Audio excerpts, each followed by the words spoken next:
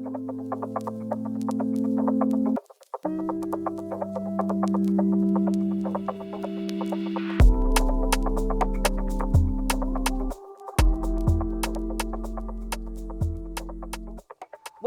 to the Women's Basketball Podcast, your new home for basketball chat, popular or unpopular opinions, and very much basketball-related rants.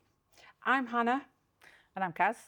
So Kaz, do you want to kind of give the people what they want to know? How did we get here? Yes, so people might have seen us, or heard us really, commentating on the Super League Women's Games for the last couple of seasons, heard us on the Basketball England games that they have. And we love talking basketball, we love watching basketball, so we just thought, let's bring people into it. Yeah, let's just put a microphone in front of us as well. So why don't we start with rounding off the 2026 SLBW season? Because I think that's a perfect place to start.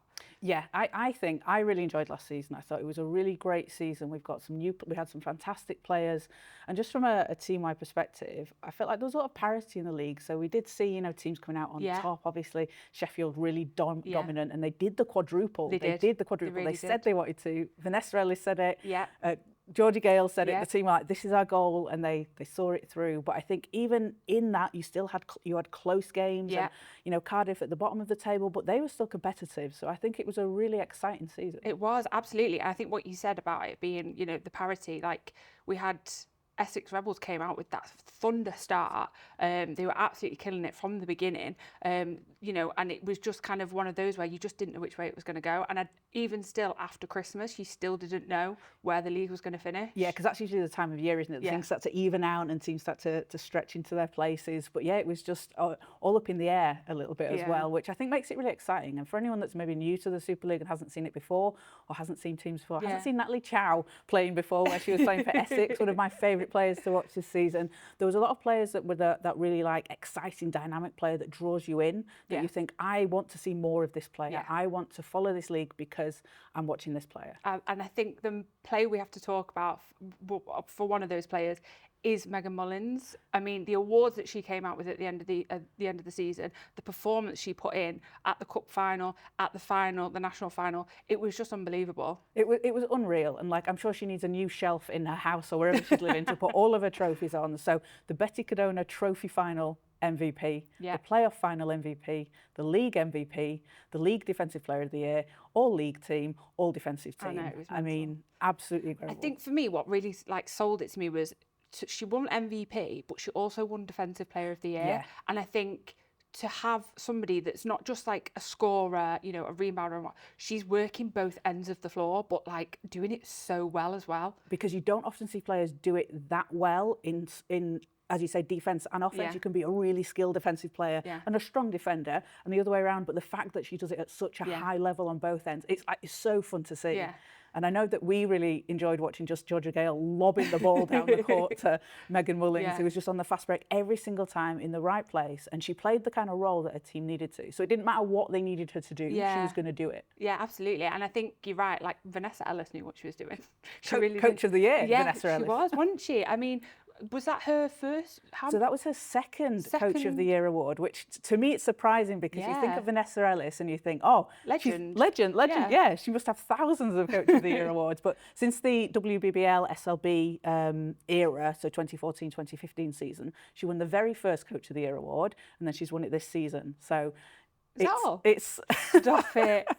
Genuinely, in my head, you just think, oh, she's just won it every year because that's what Sheffield Hatters are about. They are a legacy club and have dominated for decades. 60 plus years of winning. And but she is the first female coach to win the award twice. So alongside her, Chloe Gaynor won it last year for Newcastle, and Stella Calzadue when she was with London won it. But for Vanessa, that's, first female to win the award twice. Yeah, absolutely. I think for me as well, just kind of, you've got the likes of Vanessa Ellis, who's, dominating at the top of the table. And then for me, the coaches that I want to give a really, a bit of time to are Chloe Gaynor and Kyla Nelson. I think what they are doing for women's basketball, they're so young, to be coaching at that level and still dominating and still winning and just being incredible, I think it's an inspiration for, even someone like myself who's coached, in the past, seeing women in those positions, it's incredible. It absolutely is. And you say,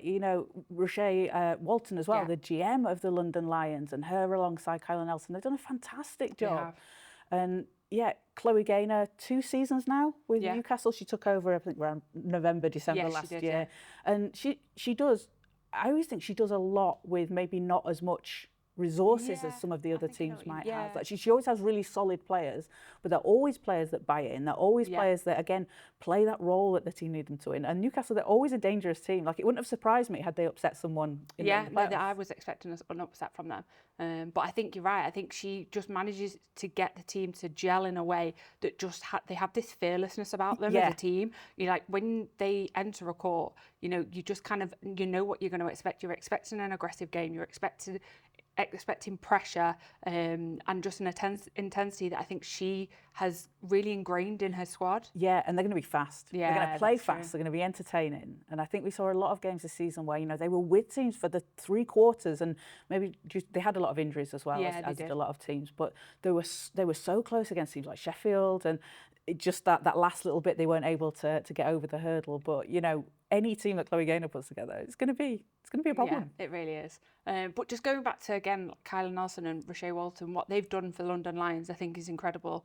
It was only a couple of years ago I was playing Rochelle for Barking Abbey in D1, and I just think their experience and their knowledge of kind of not just basketball in general, but also the culture of London Lions, I think has been really important with what they've built. And also seeing Kyla Nelson commentate, and really put herself out there, I think is just a great step for where she's putting women's basketball on the map. It really is. And when you look at, like you say, what they've done with London, especially from where London were. So London won the Euro Cup. We had Temi Benley, we had Carly Samuelson, we had Holly Winterburn, we had Megan Gustafson. Your era. We had London Lions, the great team winning the Euro Cup, and then obviously not the funding was pulled for them, so they kind of had to start again. They did. And it was a difficult season last year, but they've made the playoffs this year, and they signed Annika Shah. So if anybody hasn't watched Annika Shah's highlights, just go and watch them, because she's unbelievable. She broke the 3-point record in her first game, dropped 8 threes in her first game for London. Like, what a debut. I know, an absolute debut. But what got me was the game we commentated. The whole time, literally half an hour before the game, I was saying to Kaz, like, is there anything you want to talk about? She's like, yeah, Annika Shah.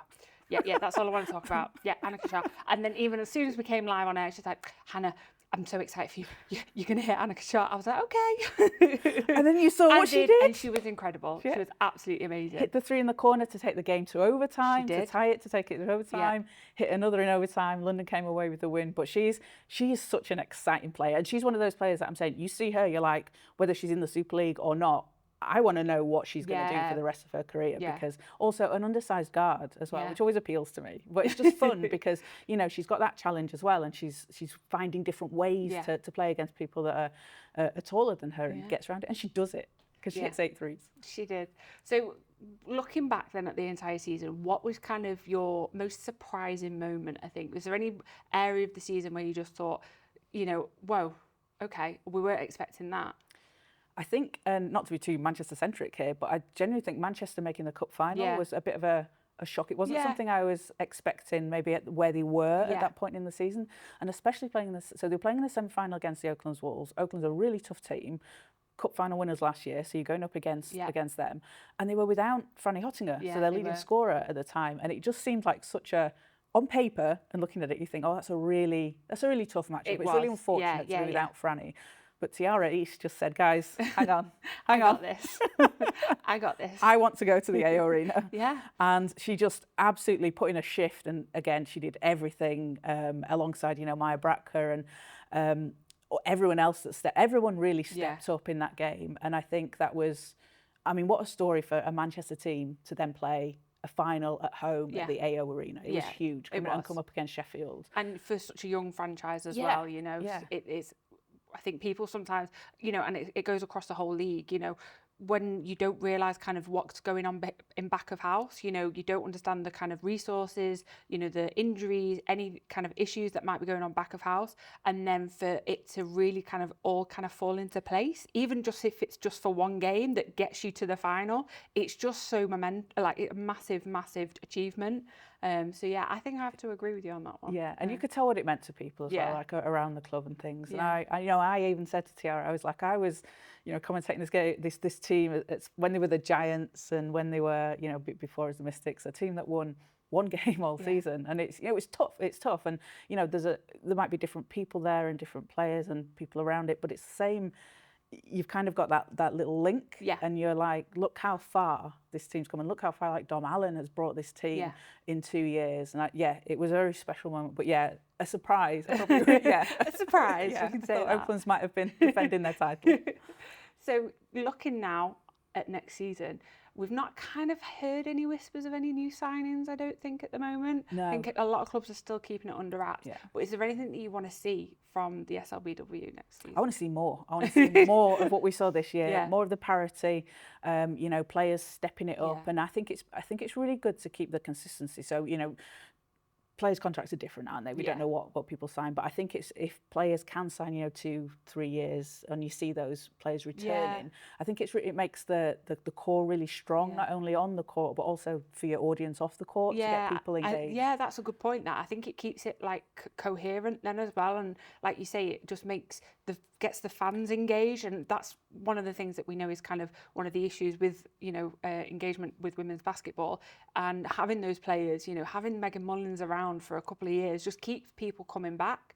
So yeah, I suppose that's a really good point. And I think things like that as well. So you do see quite a few players going over to, in particular, NBL 1 in Australia. So Megan Mullings is in Australia at the moment, playing for Frankston Blues. But you do get a lot of crossover with, say, someone that's playing in NBL and then they come over to the Super League. Their fans in Australia will watch that as well. So you kind of you've got that cross pollination with leagues, and whether it's I don't know if it's as strong in Europe.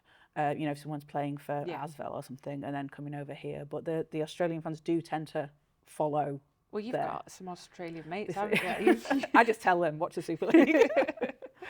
So, you know, looking then towards kind of like the young players that we've got that are unfortunately, sadly, leaving the league. You know, we've seen that this year. We've had an incredible amount of young talent that's just been on display, and also a great reflection of kind of the programs that we've got here in the UK. Is there anyone that we need to look out for overseas on what they're doing, you know, where they're off to? So I'm going to start with Irina Boado, heading to the University of Tennessee. She was the Malton Young Player of the Year this season in the Super League. Unanimous. Yeah, and unanimous. It was. More points than she averaged in Division 1, playing the year before. A starter in a team in the Super League for Manchester. Just did not look phased. She stepped up to the next level, and I'm just really excited to see her again at the next level in the States, playing Division 1. She just seems to take it in a stride, doesn't she? She just, because I think a lot of people were quite nervous about her starting for Manchester so early on, you know, starting straight away. But she was like, "You're all right, guys, I got this." So her first game was Sheffield away, and I remember thinking, and I might have even said to you, I was like, "Oh, it's a bit of a shame that it's Sheffield because it's going to be so hard." And literally, she started within about 10 seconds, got the ball on the elbow, banged in a shot, and was like, "Okay, I'll finish with 11 points," and that's my debut. So, watching Irene in Tennessee is going to be really exciting. Holly Ensol has for Ipswich. I know this isn't Super League, but we've seen her a lot through Basketball England. She's going to the University of California, Davis. Oh, brilliant! So she's committed to that, and she's a player that through the last few years playing. Her development. It's been fantastic. Hasn't it? Been incredible. And I think that's one of the joys. Not to kind of just talk about all of us for so long, but you know, seeing it from the sideline and being able to even, you know, get involved with the junior programs and things in the National League, we get to see the development of these players, and just to see where she was 3 years ago, and to see where she is now is just insane. And for anyone who doesn't know Holly Ensel, she's 6'6", so she's a post player. She's so massive. She's massive. And like her footwork, her work inside, just her strength around the game has just been. She's just blocking shots out of the gym all season long. And I'm really excited to see what she does. And I think it's a really great thing for her to be heading over to UC Davis. Definitely. So I think, again, just kind of sticking with maybe Basketball England and looking at the National League, one of the interesting stories that's come out this summer is that Loughborough Riders aren't entering a Division 1 team into the National League. They're going to enter into Division 2 and not enter Division 1.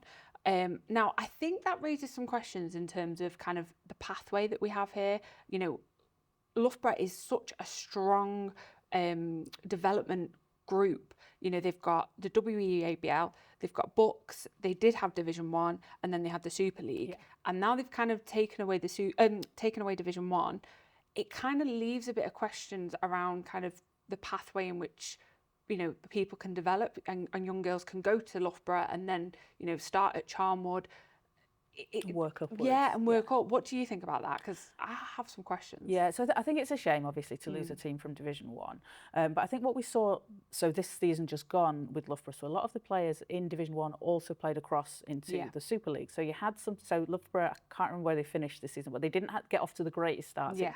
It took them a little while to get going. I think that was because they were missing players like Louisa Gibbons. I think there was injuries as well. Injuries as well, yeah. So they were playing across. So maybe Loughborough's approach is, maybe instead of having maybe two diluted teams, because if there's if you've got a D1 game and a Super League game on the same day, you've got to pick and choose. So maybe their approach is with that in mind, that we want to kind of put more of the focus on the Super League team and give the players those opportunities. But then, as you say, the kind of drop to D2 does leave. Yeah, it's a big gap. Yeah. It's a big gap. And from my understanding, from my own experience, I'm sure once you enter D2, the only way you can go back to D1 is by promotion. Yes, that's my understanding. So that could then take them a couple of years now. It could be a few years down the road. Yeah. You know, say in the next couple of years they get a massive roster, and they, you know, are able to really develop. It could take them a while to get there, and then is that not a detriment then to the younger players that are playing up and wanting to further their experience? Potentially, but then I suppose if you have the WEABL, you've got players that can play in that. So if you're under 19, you can play in the WEABL, and it might be more beneficial to play in a league it might be more. So if you've got younger players that aren't getting the Super League, maybe aren't quite ready for the Super League. Maybe it's better for them to play at a level where they can get those minutes, they can build up their reps, and they can get more comfortable with it than playing at a level that might be just slightly too high because D1's not there. So it is. I do see. There's pros and cons to either, and obviously as well, we don't know what's going on behind the scenes. We don't know what's what's Loughborough's thinking about it. I'm sure there is some thinking about it. It's just, I suppose, one of those is, you know, when you've got to talk, when we're talking about, you know, the impact of women's basketball in terms of development, and we know that, you know, that's one of the key things that drives it. You have to raise questions about this. Yeah, and it is a shame to now have that gap as well, and for you know, because Loughborough, I mean, you talk about development, the amount of players, the amount of coaches that have come through the programme, it's huge, isn't it? And you'd hate to see that drop off, both on the men's and women's side. So it'll be interesting to see what they do, and whether they do kind of push that focus to the Super League and the WEABL side. So now we're, a third of the way through summer, I think? I hope not. I want more summer. Well, it's the 1st of July, 2nd of July. Okay. Yeah. Well, maybe you're right, So about a third of the way through summer. People might be missing out on basketball because the season's finished. So summer for me equals 3x3 now. It does, doesn't it? Yeah. It really does. Ball out, 3x3, and we've got a very big competition coming up. We have the Commonwealth Games coming up in July. In July, so this month. A couple of weeks. Yeah. So the Commonwealth Games takes place from the 23rd of July to the 6th of August. That's the whole competition. Okay. But the 3x3 is running from the 24th to the 29th, and the schedule's out. It is. It was out. Was it out today? I think it was. Yeah. Yeah. So people can work out when we recorded this. Yeah. And so the pools have been out. So the Commonwealth Games is going to feature men's and women's teams in both the wheelchair game and the running game. Yeah. And obviously England have qualified in both the men's and women's running competitions. They qualified in May. They did. It was May. Yeah. We had the honour of being able to commentate those Commonwealth Games qualifiers, and it was a great tournament. Oh, it was fantastic. I mean, I just want to, while we're here, I just want to give a shout out to the Isle of Man women's team. Yes. Because they were incredible. They were so good. They were so much fun. They were so fun. They were just so happy to be there and just really kind of engaged and enthusiastic. They told us that they'd learnt the rules for 3x3 on the boat over. Like, I mean, how mad is that? But for them, again, it was so important that they gave themselves that kind of that opportunity to hopefully then, when they went back to the Isle of Man, to give themselves more of a rep and, you know, get themselves more funding, get them more facility space. And again, that's so important. Yeah, no, it really is. And they're the only, there's only one women's team in the country in the Isle of Man. So they play in the men's league. And you know, we were talking to them and they were saying, if they want to play against women's teams, they've got to come off the island, which isn't as easy as it sounds. It's not just like I thought it was dead easy, hopping on a bus around the corner. No, it's not.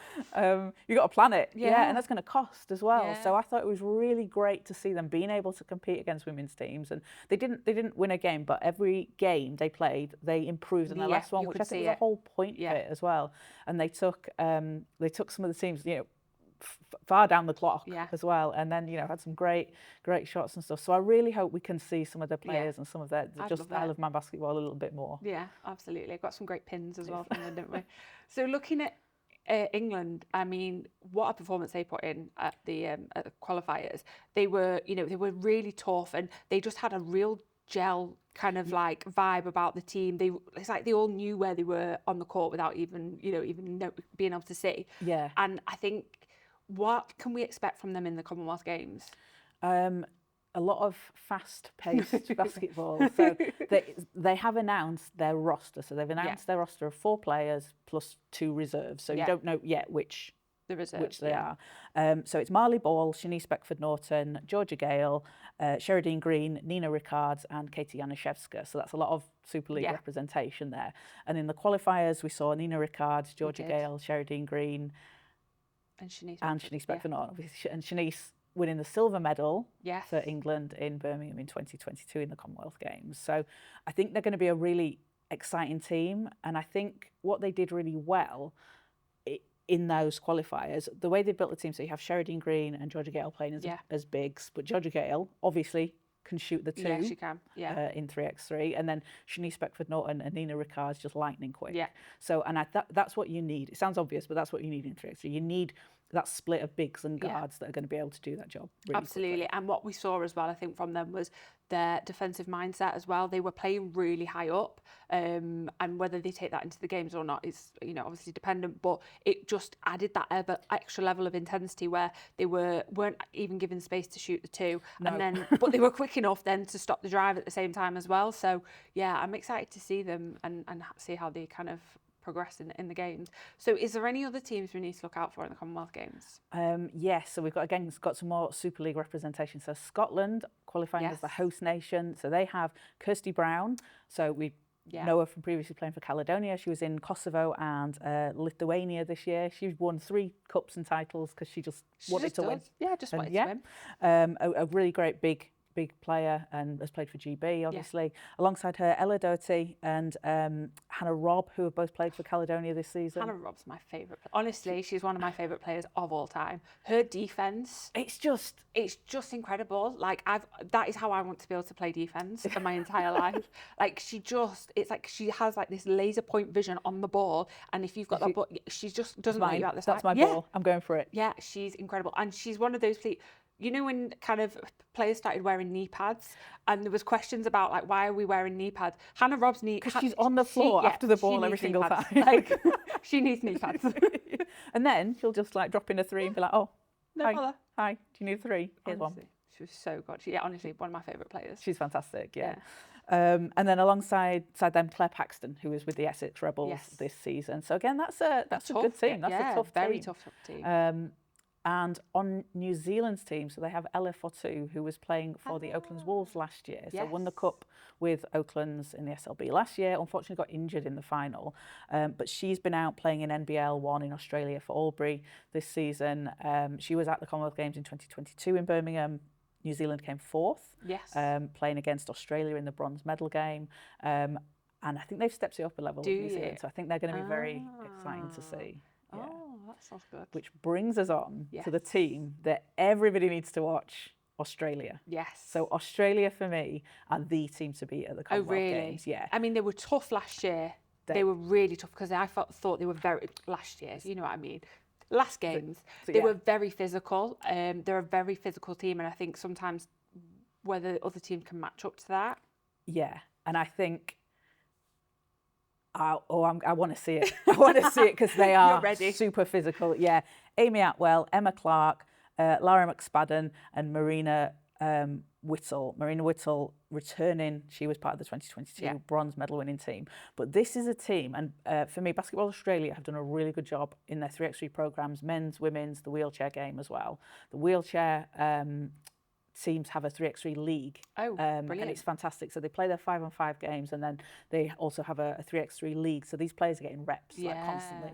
And they seem to have, I don't know if there's been investment, but from the outside looking in, it seems like they've really stepped up a level in all areas of 3x3. Which is what we want to see. It is, isn't it? Exactly, yeah. So Australia have been playing at the 3x3 World Cup in Poland. That was earlier this month. Earlier in June. They came second against the USA in what was an absolutely thrilling final. It was just like blow for blow. USA came out on top with a 2 to win the game. They've then won back-to-back women's series in Azerbaijan and France in June as well, and that's had a combination of Atwell, Clark, and Whittle. And they're just building that experience and building those reps, because players that play 3x3, they will just tell you constantly, it's intense, it's so fast, and you have to play it. And I think they're the team. To me, they just really stand out because they're building that experience and they're getting so many opportunities to play. And I think they're the team for me that are going to go all out. Well, I mean, talking about opportunities, I think, 3x3 now in the UK has started to kind of take on. I mean, that's part and part due to the men's league having the men's team, the London 3x3. Do we need to start looking at kind of putting in progress something for the women's side, like you say, to get those reps, to get those opportunities, and to just to get that game time? Yeah, I'd love to see that, because this year, so the women, so GB, so when they're competing in 3x3, they're competing as GB. Obviously, England playing at the Commonwealth Games. So Georgia Gale, Sinead Speckman-Norton were out at the Euro Cup qualifiers. Didn't qualify, but that was their only scheduled 3x3 game for the summer. So, and when last year they had, they were in the women's series and they did qualify for the Euro Cup. So it's a shame that they don't have any more of those games coming up, especially with the progress that they made in the 3x3 game last year. So I hope that's something that's maybe looked at going forward, because you need to be able to compete with all these other nations that are getting those reps and are getting those experiences. Exactly. You need to be able to do that. But England at the moment, so they are out in Serbia. They're having a prep camp in Serbia that's around 10 days long. So it's not just a weekend. It's they're going all in, and they're out there and they're going to get practice against the Serbian national team. So that's going to really help. But I'd really like to see more games being played, more tournaments being entered.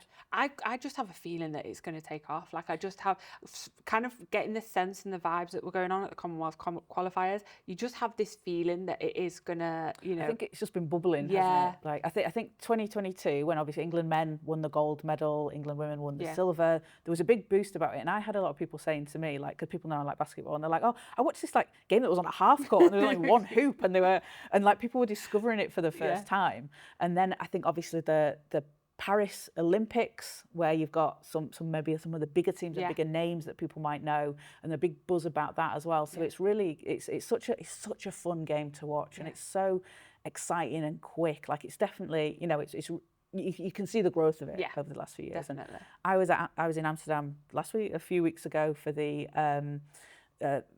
World Tour and Women's Series there, and it was just like, it's packed. It's absolutely packed, and like the atmosphere is great. There's always something going on. The games are exciting. It's just so much fun, like, to watch. So. And you're also off to the Commonwealth Games. I am. I've got my tickets. Brilliant. Yeah, and as we said, the schedule's out, so you can go to Glasgow2026.com. I think it is, get your tickets, see the schedule. It's going to be really exciting because there's loads of teams. So we've got 12 teams playing this time, up from 8 last time in the women's competition. So again, that shows the growth. It does. We've got teams like Uganda and Jamaica. So you get the opportunity to see teams that you might not always see on that 5-on-5 level, which I think is a great boost. Yeah, and I think as well, you can come back and give us the inside scoop. Yeah. So looking now ahead, kind of further afield across the water, we've had some big developments with Brits abroad. We've got Holly Winterburn and Temi Fagbenley both being drafted into the WNBA. So looking first at Holly. Now, for those that are following British basketball, they know that her draft into the WNBA started off with a little bit of drama. in terms of she was drafted to the Atlanta Dream. She had an incredible performance at their camp, the pre-game? So she had a training camp. Yeah, she had a training camp, and she had an incredible performance at one of their off-season games. Got drafted, and then unfortunately was dropped getting on the bus to the first game. But then was picked up by the Portland Fire. Now, you know, there was a kind of a lot of drama around her first initial signing and then being dropped. But I think it's important that, you know, we look at that and see the success that she's got from that in terms of she continued and she managed to get re-signed. And I think it's also important that, you know, a lot of the younger girls understand that it's not just plain sailing. You know, it is hard to get into these leagues, and you know, to get into the WNBA, you know, it's no easy feat. And you might be the best team in the UK, best player in the UK at your level, but you know, you're competing against everybody else in the entire world to get into the WNBA. And for her to have done that and be now playing for the Portland Fire, and it's just incredible. No, it is. And up until, you know, the WNBA is the hardest professional sports league to make. Up until last season when the Golden State Valkyries joined, there were 12 teams. There's 144 places, and not every team used their full roster. So 144 players in the world that you're competing with. And if you look at Euro League and Euro Cup and all those players that, you know, are playing there, 9 times out of 10, most of them are then going across and playing in the WNBA as well. Yeah, so you've got someone that's established and doing it. So Holly had a training camp contract with Atlanta last year, and then was unfortunately injured. So they rolled it over, kept her rights, went to training camp. Obviously, put on a really good performance, as you said, was waived, and then picked up by Portland. But Portland, I feel like things happen for a reason, and I feel like this is such a perfect fit for her in several different ways. The first being, the London link, the London link to everybody in Portland. So Carly Samuelson is her teammate, Alex Samara is her coach. And Meg Gustafsson, we just need Temi there. Vanya Shevnitz was who is the GM. She was the VP of basketball operations at Golden State last year, and then she was the GM of the London Lions when they won Europe Cup. So, you know, Euro Cup. So there's a lot of links. London there. Line copied and pasted, isn't it, basically? So where's Temi in Toronto? But what I think fits really well for her. So she's had some playing time as well. So 7 assists against Atlanta and 6 points, which must feel pretty good against the team that waived you. But I think as a whole, when you look at it, there's a lot more expectations on Atlanta this season than there is on Portland, adding Angel Reese. You know, they were close to, like, they were one of the top teams last year, adding another piece. The championship expectations are what Atlanta won. So had Holly stayed there as essentially a rookie, which you know we don't see her as, but she is in the WNBA. Would she have got that much playing time? Would she have got that much development? Because they're a team that want to win, and they want to win now. Whereas in Portland, there seems to have been less expectations, and they seem to have exceeded those already. And she started off on a development contract with them that they turned into a full-time contract. So it feels a bit like a better opportunity and a better fit. And obviously, I'm sure it was. You know, everyone was so gutted for her. Yeah, it must have been heartbreaking. But I feel like she's, and maybe she'll say this, but I feel like the situation fits her better. Obviously, it would have been fantastic in Atlanta, but Portland feels like a place for Holly. Feels like the right fit. And we've also got Temi as well. Temi, so she's been injured to start the season. Is she your favourite player? She's one of my favourite players. She's up there. Yeah, she's up there. She's in mine. Because she's so efficient to watch. She's so efficient. So she was injured for the first few games of the season. I was checking the injury report every day. It's like Hannah Shaw, she's still out. But she's back. She had a career season last year with the Golden State Valkyries because she was picked up in the expansion draft for the Golden State Valkyries last year from Indiana. She's playing in her 6th season in the WNBA. She's a champion with the Minnesota Lynx. What a player to have. She signed $1 million contract with the Toronto Tempo, new city, new country.